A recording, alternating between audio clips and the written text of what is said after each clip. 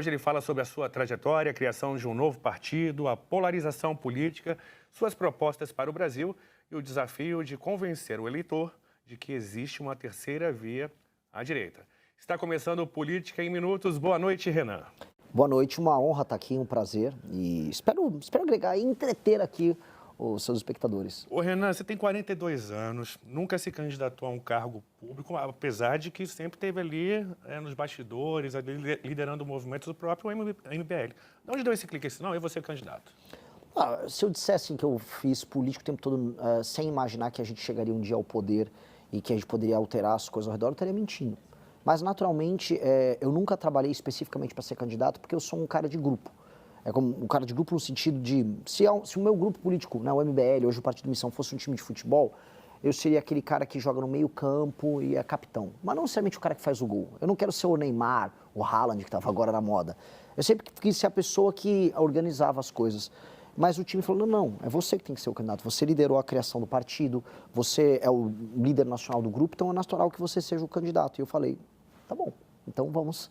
E eu decidi, então, construir uma plataforma, uma proposta bem intensa para mudar o Brasil. E comecei a rodar o Brasil de carro. E as pessoas começaram a gostar.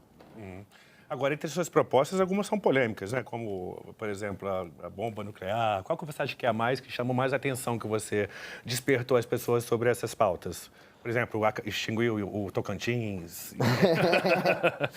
Eu faço muitas provocações e a ideia da provocação é fazer as pessoas discutirem problemas. Então, quando eu falei pro povo de Tocantins, olha, eu vou juntar vocês com o Goiás de novo, tá? Precisam ficar mais bem administrados. É porque eles tiveram nos últimos 6 governadores, pelo menos 5 que foram afastados ou presos. Então, é um estado que é muito mal administrado por uma elite política muito corrupta. Então, eu trago uma provocação, as pessoas ficam atônitas. O que esse cara falou? Aí eles discutem o problema. Então, eu uso a estratégia da provocação para obrigar as pessoas a tratarem de problemas. Eu tive muitas dessas. Por exemplo, no Ceará, não só no Ceará, no Nordeste como um todo, eu falei muito dos shows do Wesley Safadão, que ele organizava shows bancados por prefeituras paupérrimas, assim, dinheiro mesmo, não tinha dinheiro para nada, não tinha água, não tinha esgoto, mas gastava 1 milhão, 1,5 milhão com shows com artistas como ele. Aí fui processado pelo Wesley Safadão. Graças a Deus, porque isso permitiu que muitas pessoas pudessem entender este problema, que uma prefeitura que não tem dinheiro para pagar, volto a colocar aqui, fornecimento de água, gasta milhões com shows. Isso gerou para mim um reconhecimento, eu acho que isso foi importante. Em relação a extinguir aqueles municípios que não se pagam com os impostos que arrecadam, você continua com essa proposta? Com certeza, mas assim, as pessoas não ficarem assustadas. Que ele vai passar um trator no município. Existe uma tensão sobre isso. Não é isso, seu município vai continuar existindo. A questão é que existem muitas cidades no Brasil que não têm atividade econômica, elas não conseguem sustentar. Todo o dinheiro delas vem de outros lugares. E de onde vem esse dinheiro? O dinheiro não vai lá para fazer serviço para as pessoas. Esse dinheiro vai para pagar salário de prefeito, salário de vereador, de secretário. Monta uma classe política de parasita, que nessas cidades não sobra nada para as pessoas, mas essa classe política fica muito rica. Aí é essa classe política que contrata os super shows, que tem o superfaturamento, que recebe dinheiro de emenda de deputado e gasta mal. Hoje, nesses municípios pequenos, o dinheiro desviado de uma emenda é de 30% a 40% da emenda. É muito dinheiro. Então é muita roubalheira. Então o correto é diminuir o número de municípios, aí eu vou diminuir milhares de políticos que hoje existem, e as cidades continuam a existir a cidade, mas elas vão se fundir, você pega 3 cidades, passa a ter um só prefeito, só 9 vereadores, não 3 prefeitos, 27 vereadores, dezenas, às vezes centenas de secretários. Aí é muito dinheiro que a gente economiza. Deixa eu tentar puxar aqui por uma questão que eu estava pensando quando eu estava vindo aqui para a Léo Dias TV. Vocês são todos candidatos da direita contra o Lula, que se coloca ali numa posição mais progressista.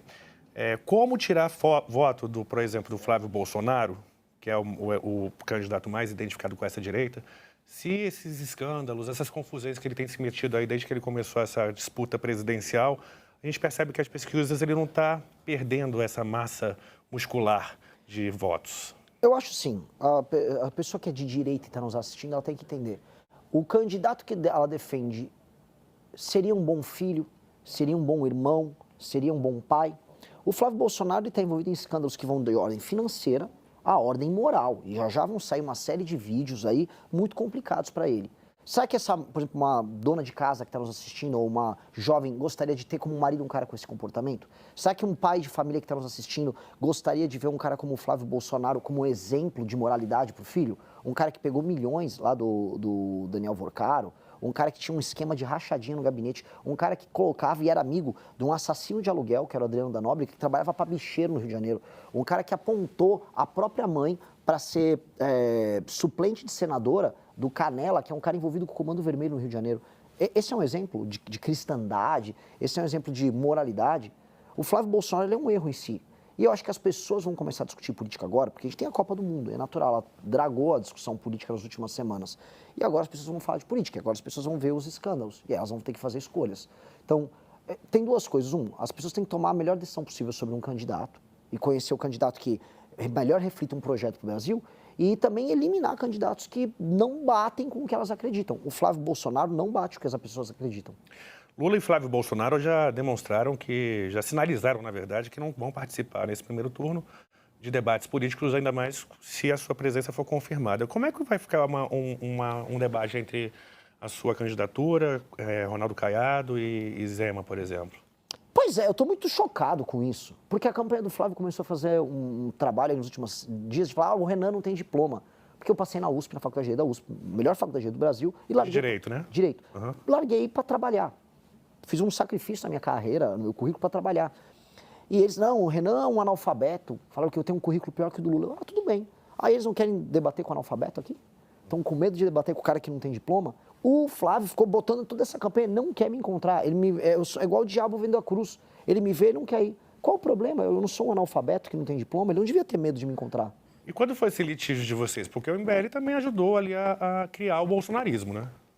Ajudou a criar no sentido de... A gente ajudou a criar a direita no Brasil. E aí o bolsonarismo, ele se apropria da direita. Mas a gente nunca se deu bem com eles. No máximo, sim, eu já tive uma conversa aqui e ali com o pai, com o Jair. Mas sempre a gente foi uma outra coisa, um outro estilo, um outro jeito de ser. Você acha o Flávio pior do que o Jair? Muito. Acho que o Flávio é apenas um sujeito corrupto.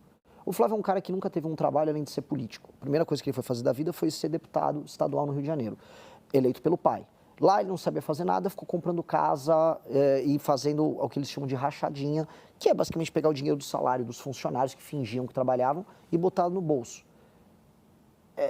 Eu não tenho nenhuma afinidade com um cara que faz isso. Eu não consigo me imaginar como você sequer é amigo de um cara desses. E você tem as mesmas críticas a Caiado e a Zema? Não, eles não são. Eu não vejo o Caiado e o Zema como figuras corruptas. Não, eu acho que eles são dois políticos que eu não concordo com a estratégia de carreira deles. Eu não concordo com eles não terem feito oposição ao bolsonarismo nos últimos anos. Tanto que a gente só está nesse problema em que um Flávio Bolsonaro está, por enquanto, em segundo lugar, porque só o meu grupo falou, isso aqui é corrupção, não posso aceitar. Agora, dito isso, foram dois governadores, o Caiado participou comigo do período do impeachment, tem uma afinidade, eu acho que tem uma relação melhor com o Caiado, o Zema nunca tive com ele pessoalmente, mas eu não coloco eles na mesma categoria do Flávio.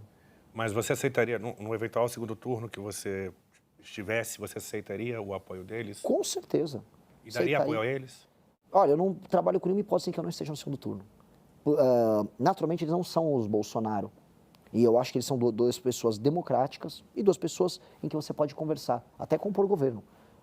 Eu não comporia governo com ninguém, porque meu partido político é um partido que vai chegar ali próprio poder e vai tocar um projeto, mas eu não posso te responder isto simplesmente porque eu não vou imaginar e nem passar para o nosso espectador a ideia de que eu não vou para o segundo turno. Eu vou para o segundo turno. Para a nossa audiência, eu queria que você explicasse um pouco melhor sobre o seu plano econômico. Como é que é o estado mínimo para você? Eu não acredito em estado mínimo. Eu acredito em estado necessário nas áreas que eles precisam ter. Então, por exemplo, você mora numa favela e está me assistindo, e o crime organizado te castiga, você mora numa favela no Rio de Janeiro e você não pode pegar um Uber porque o Comando Vermelho não deixa, vai ter muito estado. O estado vai entrar lá, vai destruir o crime organizado, vai pavimentar as ruas, vai desfavelizar aquele lugar, vai criar bairro, vai arborizar, vai montar uma escola, vai montar delegacia de polícia. Você acha que o Estado tem essa estrutura para fazer isso? Precisa ter. Só que o que ele faz? O Estado hoje gasta demais com super salário, com um arranjo, com um modelo de gastos que não funciona. O governo brasileiro é um dos que gastam pior no mundo.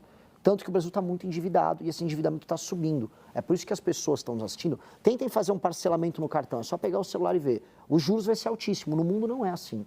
Tem lugar que tem juros até negativo. E por quê? Porque o governo gasta muito. Onde o governo gasta muito, o governo vai... Eu vou tirar o governo, vou fazer o governo gastar menos. Onde o governo precisa gastar, especialmente habitação e segurança, o governo vai gastar. Agora, vamos tentar entrar aqui num bastidor dessa relação de Flávio Bolsonaro e Michele Bolsonaro. Como é que você tem assistido essa movimentação? Michele quer realmente se fazer uma ruptura da família, quer entrar com um novo bolsonarismo. Você acha que ela seria uma figura mais palatável, digamos assim, para esse eleitor que não quer abrir mão do Jair Bolsonaro? Eu acho difícil, tudo isso é muito difícil, porque assim, uma coisa é eleitor do bolsonarismo, outra coisa é militância. A Michele não tem a militância que a família Bolsonaro de sangue, vamos colocar, tem. Ela é uma figura eleitoralmente mais interessante do que o Flávio, mas ela não tem militância. E o bolsonarismo cresceu muito por militância. Eu sei disso porque eu também tenho militância. Existe uma diferença entre eleitor e militância. O que te mantém vivo é o militante. São as pessoas que trabalham com você, fazem campanha. O eleitor vota. A Michele, cruzando a linha e se tornando uma liderança, morre de vez a militância do bolsonarismo. E aí eles têm um futuro muito incerto, porque se ela não ganha uma eleição, eles não têm mais nada. Porque se o Flávio não ganha a eleição, a Michele não sai para o Senado, mirando em 2030, o Carlos Bolsonaro está arriscado também de não ser eleito lá como senador. Ficaria o Eduardo Bolsonaro lá nos Estados Unidos articulando o tarifaço. Ficaria... Fica realmente o artigo do tarifaço mesmo. Não mas aí Mas ficaria é o Jair verdade. Renan como deputado federal, seria o grande o salvador da família, assim? Essa é uma pergunta bem engraçada. Sim, o Jair Renan seria o salvador da família.